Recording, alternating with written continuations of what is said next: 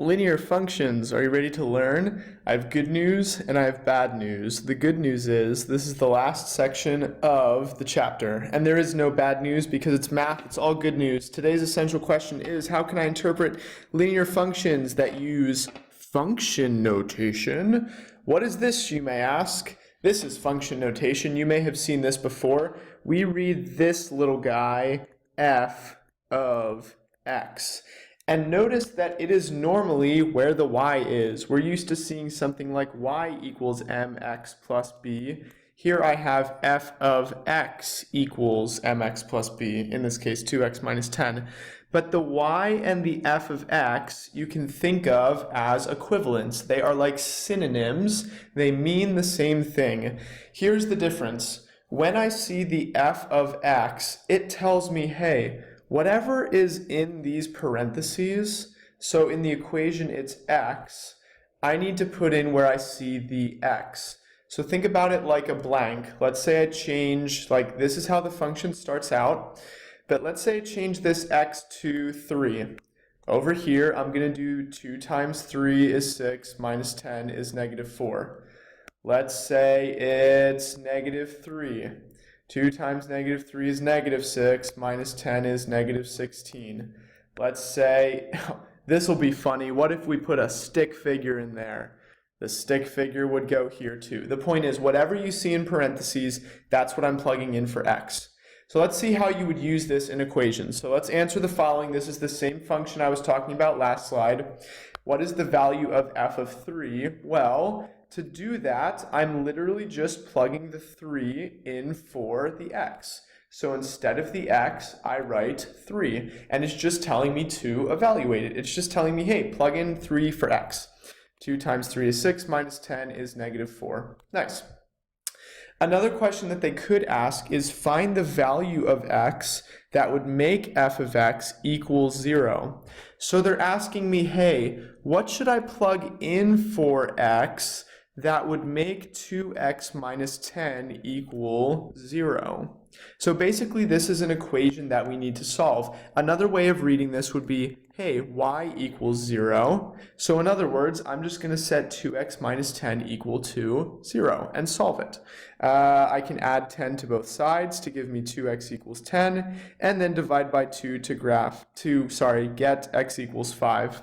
So again, if we see what x value should I put in, set the equation equal to 0 and solve for the x. It's like working backwards.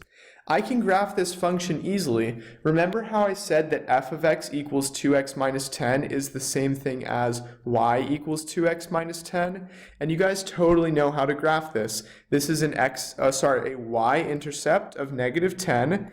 And it is a slope of 2 over 1. So up 2 over 1, up 2 over 1, up 2 over 1. Here's my line. Technically in this situation, instead of the y-axis, it would be called the f of x axis. But remember, y and f of x mean the same thing. Let's look at a more real-life example. Example 2, the gray wolf population in central Idaho is represented by the function f of x equals 37x plus 7, and x is the number of years after 1995. So let's think about this. How many wolves are there in 1998? Well, let's see what my variables represent here. I have x representing the number of years after 1995. So how many years after 1995 is 1998? Well, that would be 3. So what I want to do is I want to plug in 3 into my equation. So 37 times 3 plus 7.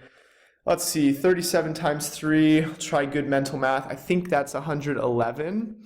Plus 7 would be 118. And that's wolves. And wolves are drawn like this. And they howl at the moon. How? Okay, anyway. There's a wolf. There are 118 of them. I plugged in 3. There we go. The next question is a typo. It should be how many years after 1995 will there be 100 wolves?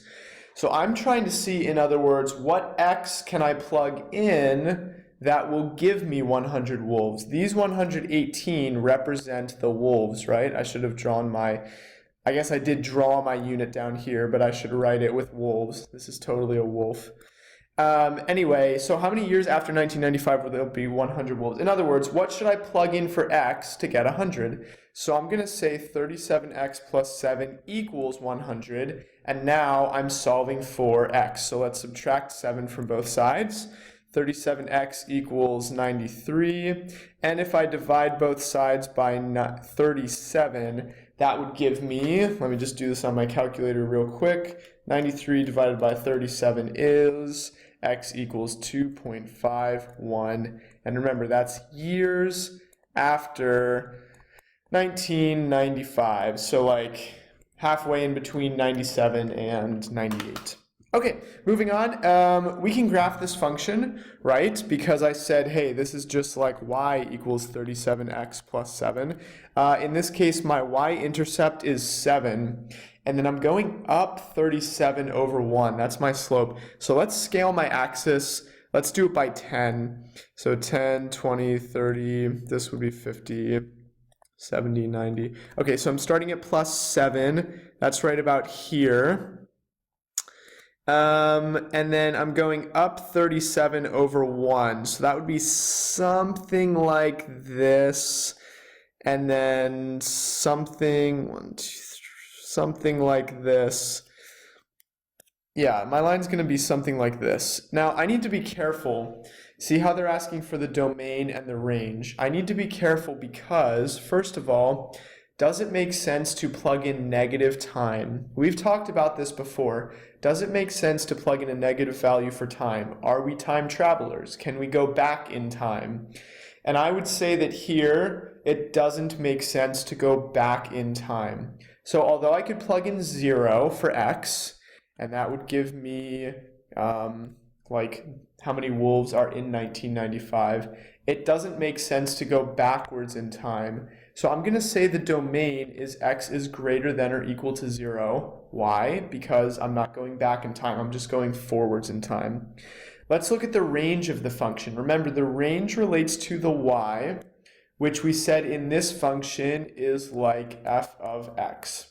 So instead of y, I'll write f of x. And it looks like f of x isn't the y or the f of x getting bigger and bigger and bigger. So it's definitely got to be greater than or equal to something. And there's no upper limit. It's infinity up here. What's the smallest that y could possibly be? Isn't y 7 right here? So my f of x needs to be greater than or equal to 7. That's the range.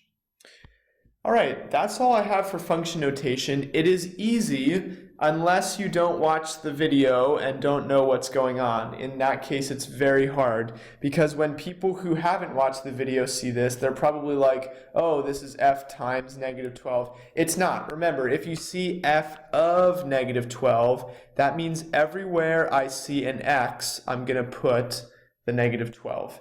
So if f of x equals 3x plus 4 and I want to find f of negative 12, I can say, hey, f of negative 12, instead of the x, I'll write negative 12. It's my input. And this is going to equal negative 36 plus 4, which is negative 32. So for function notation, I simply plug in whatever is in the parentheses for x. That's it. Thanks for watching.